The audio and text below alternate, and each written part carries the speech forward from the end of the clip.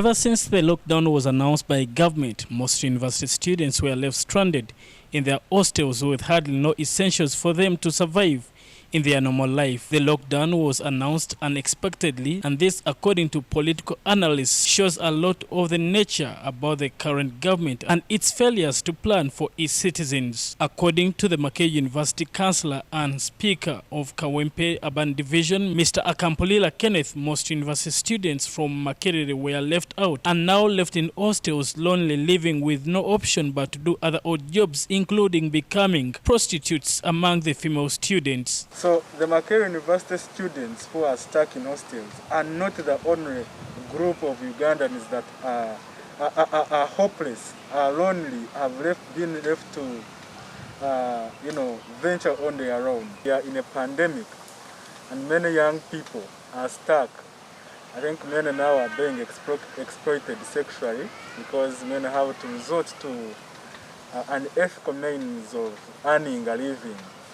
So I think that Ugandans should think again about what they call the government of Uganda. Akampolila further confirms how most African governments have failed to detect that the nature of threats now facing the security have changed world over and no longer military-based but health or educational related. But instead of prioritizing the health and educational sectors, something that puts the government in danger. They cannot quickly detect that the nature of the threat to national security has changed.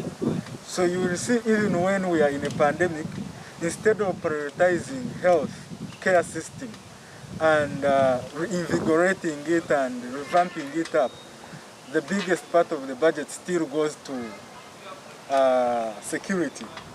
And one wonders what enemy or what is the kind of a threat we are faced with that requires military. Any government worth its name by now could have come out with a comprehensive plan of various strategies of the society of how to mitigate its effects and rapid recovery of the economy after the pandemic, therefore showing a total mismatch between what is taught in tertiary institutions calling for a swift and effective leadership.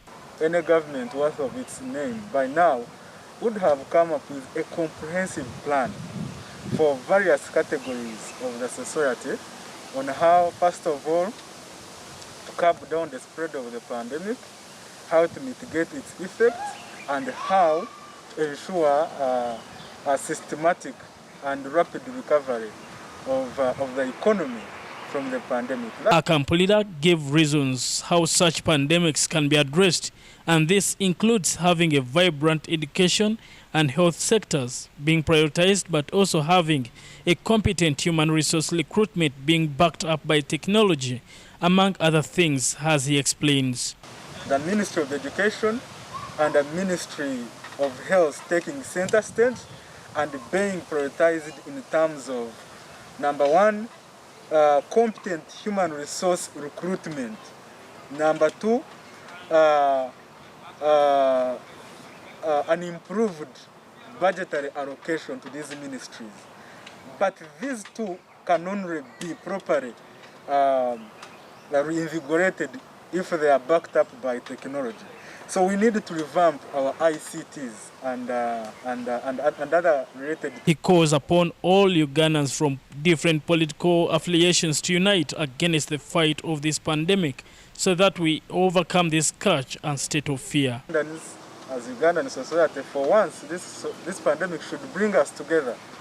We should realize that when such things happen and the healthcare system is completely overwhelmed, it doesn't matter which party you support. It doesn't matter your tribe. It doesn't matter your level of education. Right now, everyone is in a state of fear. Everyone, even those who have a lot of money, they don't know what to use their money for. Brian Senkumba, Channel 44 Prime News.